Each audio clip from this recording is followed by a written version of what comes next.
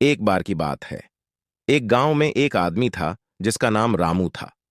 रामू एक साधारण आदमी था, लेकिन उसकी चिंताएं बहुत ज्यादा थीं। वह हमेशा उलझन में रहता था और अपने जीवन को लेकर परेशान रहता था। उसकी चिंताएं उसके मन को शांत नहीं रखने देती थीं। एक दिन रामू ने एक बुजुर्ग से मिला जिसका नाम बाबा जी था। बाबा जी का चेहरा प्रसन्न और शांति से भरा हुआ था। उन्होंने रामू को देखते ही कहा, बेटा, तुम्हारे चेहरे पर चिंता का असर दिखाई देता है। क्या मुझे तुम्हारी मदद करने का अवसर मिलेगा?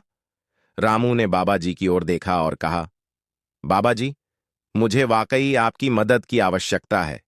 मेरा मन कभी भी शांत नहीं रहता। कृपया मुझे शांति की ओर ले जाइए।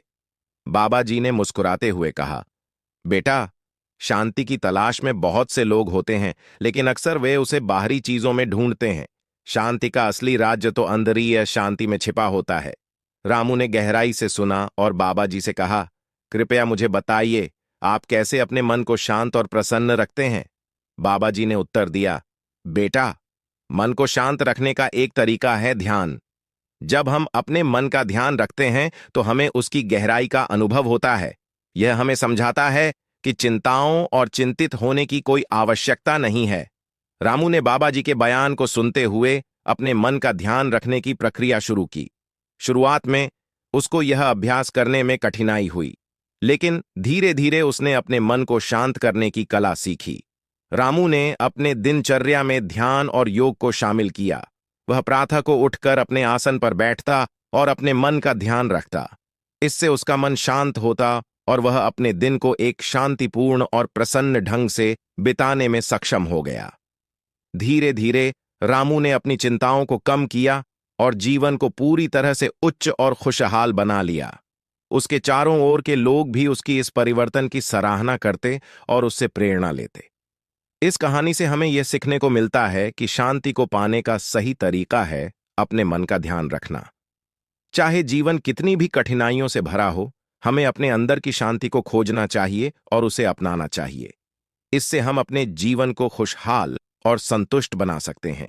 रामू की जिंदगी में ध्यान और योग की प्रक्रिया ने एक नया रंग भर दिया। उसने ध्यान के माध्यम से अपने अंदर की शक्ति को जागृत किया और अपने जीवन को सकारात्मक दिशा में मोड़ दिया। रामू की दिनचर्या में ध्यान और योग के अलावा अन्य भी कई बदलाव हुए। वह अब सक्रिय रूप से गांव के समुदाय में शामिल होता और उसकी मदद के लिए हमेशा तैयार रहता। उसने स्थानीय स्कूल में शिक्षकों के साथ मिलकर बच्चों के लिए शिक्षा के क्षेत्र में नई पहचान बनाई।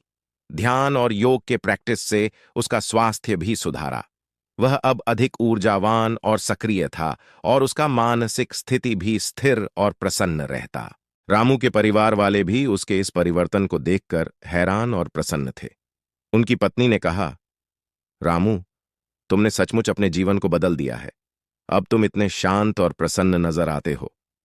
रामू ने मुस्कुराते हुए उत्तर दिया, हाँ पत्नी जी, मुझे ध्यान और योग के माध्यम से स्वयं को खोजने का मौका मिला। इसने मेरे जीवन को पूरी तरह से परिवर्तित किया है। धीरे धीरे रामू ने अपने आसपास के लोगों को भी ध्यान और योग के फायदों के बारे में जागरूक किया। वह लोगों को समझाता कि योग और ध्यान सिर्फ शारीरिक स्वास्थ्य के लिए ही नहीं है, बल्कि मानसिक और आत्मिक स्वास्थ्य के लिए भी महत्वपूर्ण है। रामू की कहानी गांव में फैल गई और लोगों में एक नई सोच का उत्थान हुआ। उनका जीवन अब अधिक सकारात्मक और उत्साही था। उन्होंने ध्यान और योग को अपने जीवन का हिस्सा बना लिया और शांति और सुख का अनुभव किया। इस कहानी से हमें यह सीखने को मिलता है कि अपने जीवन को बेहतर और सकारात्मक बनाने का सही तरीका है अपने मन का ध्यान और योग करना। चाहे हमारी जिंदगी में कितनी भी मुश्किलें क्यों ना हों, हम अपने अंदर की शांति और सुख को खोज सकते हैं और उसे प्राप्त कर सकते हैं।